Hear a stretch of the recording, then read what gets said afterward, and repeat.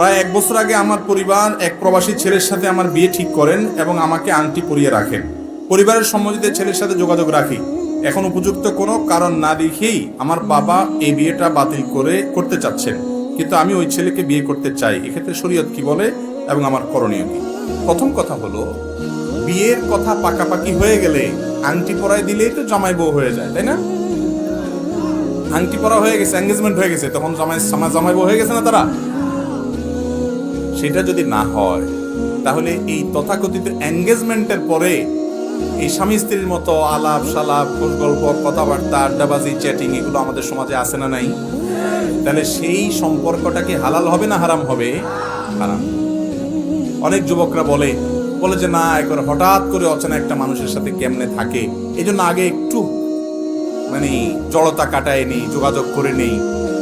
এইসব যারা করেন তাদেরকে আমি সব সময় একটা কথা বলি, আমার ডানে বামে অনেক মুরব্বীরা আছেন, সামনে অনেক মুরব্বীরা আছেন, চাচা মিয়াদেরকে জিজ্ঞাসা করেন, বাপ মা ধরে নিয়ে গেছে, হয়তো বাজার থেকে টেনে নিয়ে যায় কোথাও বিয়া পড়াই দিছে, খবরও নেই, পড়ায় চলে আসছে, কার সাথে বিয়ে হয়েছে ভালো করে হয়তো জানেও না বেচারা, বা জানছে খবর নিছে, একবার না জানলে সেটা আবার দোষের। যাই হোক, কিন্তু বিয়ে হয়েছে যে তার আগে কোনো সম্পর্ক ছিল না, ছেলের সাথে মেয়ের সাথে ছিল, তখন ফেসবুকে মেসেঞ্জারে ইটিস পিটিস করার সুযোগ ছিল না, কিচ্ছু ছিল না। তারপরেও চাচা মিয়ার চাচির সাথে যে মহব্বতের সম্পর্ক, সেটা সুপার গুলোর চাইতেও হার্ড, ঠিক না বেঠিক? চাচা মিয়ারা এখনো চাচির ছাড়া বাঁচে না, চাচি চাচারা ছাড়া বাঁচে না। অন্য কারোর কথা চিন্তা করবে তাদের মাথায়ও আসে না, আল্লাহর রহমতে, জিজ্ঞেস করে দেখেন। আর আজকাল যুবকরা আপনারা এই এঙ্গেজমেন্ট, এরপরে ইটিস পিটিস সেগুলা করেন কেন? যে তাহলে একটু ভালো হবে সম্পর্ক। ভালো হয় না, বরং আরো সম্পর্ক খারাপ হয়, কারণ আল্লাহর নিষিদ্ধ পথে কখনো শান্তি আসে। এই জন্য ঘরে ঘরে স্বামী স্ত্রী ঝগড়া এবং মারামারি এবং তালাক হয়, ঠিক না ঠিক? বিয়ের আগদ না হলে, দুইজন সাক্ষীর সামনে প্রস্তাব হবে, সম্মতি হবে, কবুল বলা হবে, এগুলা না হওয়ার আগ পর্যন্ত বিয়ে হয় না। আংটি একটা কেন, 10 আঙ্গুলে 10টা, 10 ঠ্যাঙে 10টা, মোট 20টাও যদি লাগান তাতেও বিয়ে হবে না। আর একটাও আংটি লাগান দরকার নাই, শুধু দুইজন সাক্ষীর সামনে আপনার মুরব্বীদের সম্মতি আছে, আপনি আর সম্মতি আছে, প্রস্তাব হয়েছে, কবুল হয়েছে, মহাধার্য হয়েছে, বিয়ে হয়ে গেছে, এবার স্বামী স্ত্রী হয়ে গেছেন। অতএব এঙ্গেজমেন্ট বা আংটি পরার নাম বিয়ে নয়। এবং এর আগে আপনার একটু বোঝাপড়া, একটু জড়তা দূরের নামে যে সম্পর্কগুলো করা হয়, এগুলো হারাম। এরকম কোন সম্পর্ক আগদের আগে করা যাবে?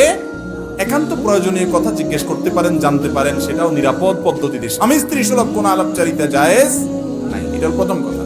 দ্বিতীয় কথা হলো, প্রশ্নে যেটা আসছে যে বাবা ছেলে ঠিক করছে, এখন বাপ তার সাথে দিবে না, কেন দিবে না? এই প্রশ্নের উত্তর আমি দিতে পারবো না। কারণ হলো, হতে পারে সেই ছেলের ভিতরে কোনো বড় ধরনের দোষ আছে, ত্রুটি আছে, যদি থাকে তাহলে বাবার মার সেই পরামর্শ মানা উচিত। যুবক যুবতীরা সবসময় নিজেদের ভালো বোঝে না, তাদের যৌবন বয়সে শুধুমাত্র যেটা দেখে ওইটাই মনে হয় যে আপনার হাসান বসরি, রাবেয়া বসরি, তাদের কাছে এরকম মনে হয়। কিন্তু মুরব্বীরা অনেক সময় এগুলো বুঝে, তাদের কথাটা আমলে নেওয়া উচিত।